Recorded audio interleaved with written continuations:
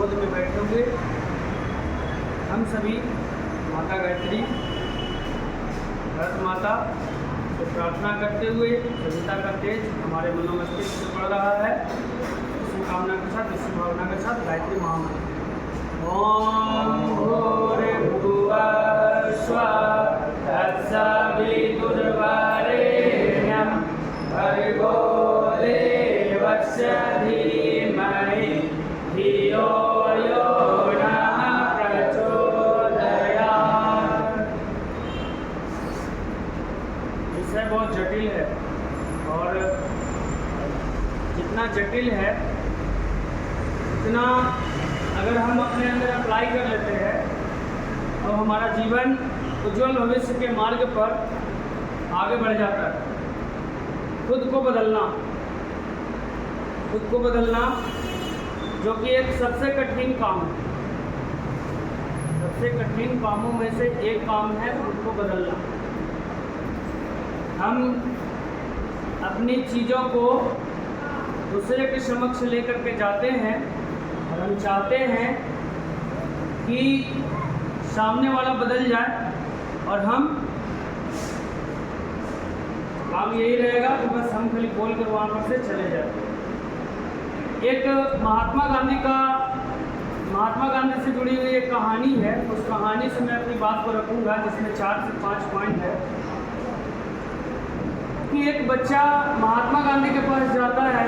उसकी माँ उसको महात्मा गांधी के पास लेकर के जाती है और माँ महात्मा गांधी के पास जाकर के वो कंप्लेन करती है कि मेरा बच्चा बहुत गुड़ खाता है और इतना गुड़ खाता है जिसकी वजह से इसका जो हेल्थ है वो हेल्थ पर असर पड़ता है। तो महात्मा गांधी ने उनको कहा था कि आप जाइए 2 सप्ताह के बाद आइएगा। और जब 2 सप्ताह के बाद वो माँ गई तो गांधी जी ने एक बात कहा कि बेटा कल से गुड़ मत खाना। बस इतना ही गांधी जी ने कहा। तो माँ ने कहा यही बात आप आज से 15-10 दिन पहले भी कर सकते थे, लेकिन ये बात आज आपने क्यों कहा?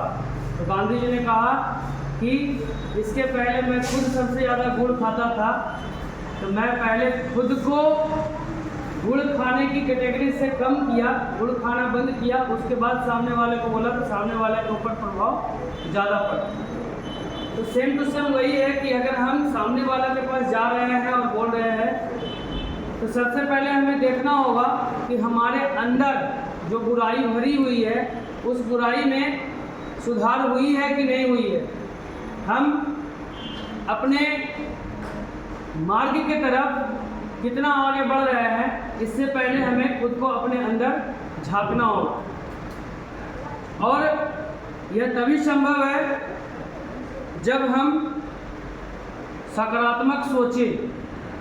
सकारात्मक सोच दैट मीन्स कि आपके आसपास में जितने भी नकारात्मक विचारधारा के लोग हैं, नकारात्मक सोचने वाले लोग हैं, जो हर समय आपको डिमोटिवेट करते हैं, आपको प्रेरित नहीं करते हैं, वैसे लोगों से हमें सबसे पहले दूरियां बना लेनी चाहिए। दूसरी पॉइंट में बात करूँगा, उससे ज़्यादा न ऊपर और उससे ज़्यादा नीचे, कि आप ऐसे लोगों की संगत पकड़िए जो कि आपको हमेशा आगे बढ़ाने के लिए प्रेरित करते हो।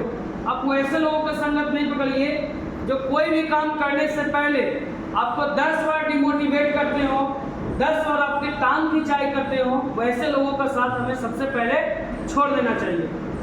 दूसरा पॉइंट है आत्मविश्वास को बढ़ाए। हमारा मिशन गायत्री परिवार मगध युवा प्रकोष्ठ 2010 से इस क्षेत्र में इस बुनियाद पे काम कर रही है, आत्मविश्वास को बढ़ाए। अब आत्मविश्वास को बढ़ाने के लिए हमें क्या करनी चाहिए?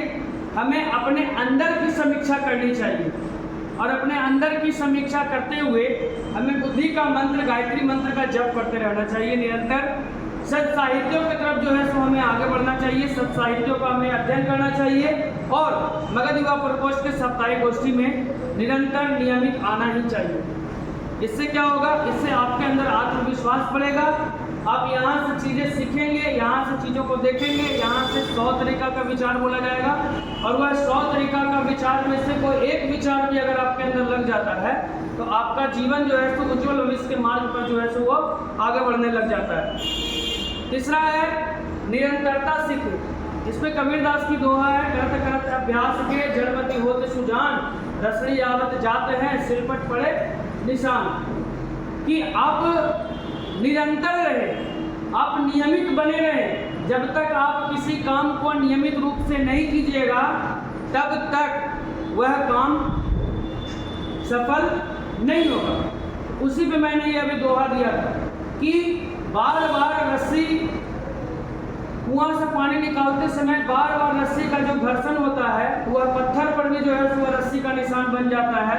वो तब होता है जब हमारे अंदर निरंतरता बनी हुई रहती है। तो पांचवा है स्वस्थ जीवन शैली को अपनाएं। सबसे पहले कि हमें स्वस्थ जीवन शैली को अपनाना चाहिए।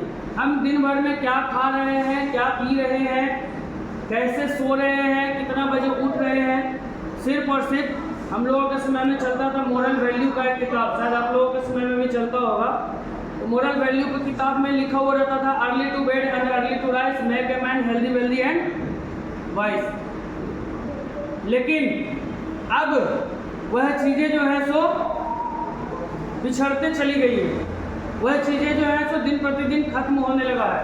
लोगों को सोने का समय नहीं पता है, लोगों को उठने का समय नहीं पता है, लोगों को खाने का समय पता नहीं है।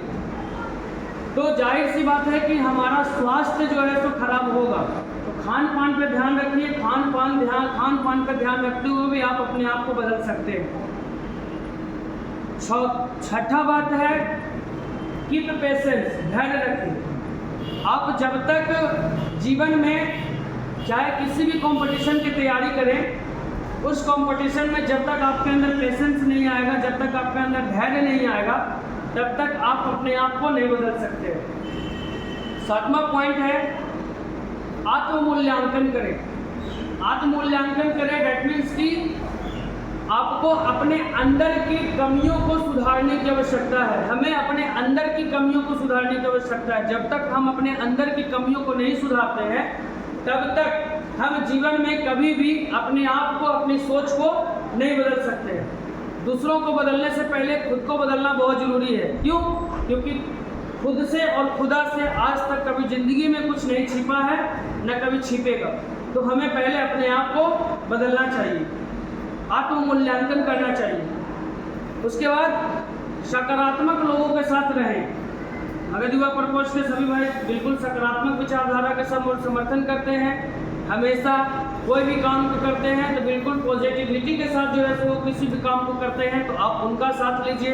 या आप अपने जहाँ भी काम करते हैं तो आप अपने कलीग्स में वैसे लोगों के साथ रहें जो हमेशा आपको प्रगति के मार्ग पर आगे बढ़ाने का काम करता हो, ना कि आपको सिर्फ और सिर्फ कुकमंडूक के मेढक के जैसा आपको सिमट करके रख दे कि एक मेढक की ज़िंदगी सिर्फ और सिर्फ कुआं भरे में होता है, कुआं से बाहर उसको ज़िंदगी नज़र नहीं आता है। तो सेम टू सेम कंडीशन आज के समय में यही है। संस्कृत का एक श्लोक है हिरण्मयेन पात्रेण, इस तरह से करके है, मुझे याद नहीं है लेकिन उसका अर्थ मुझे याद है।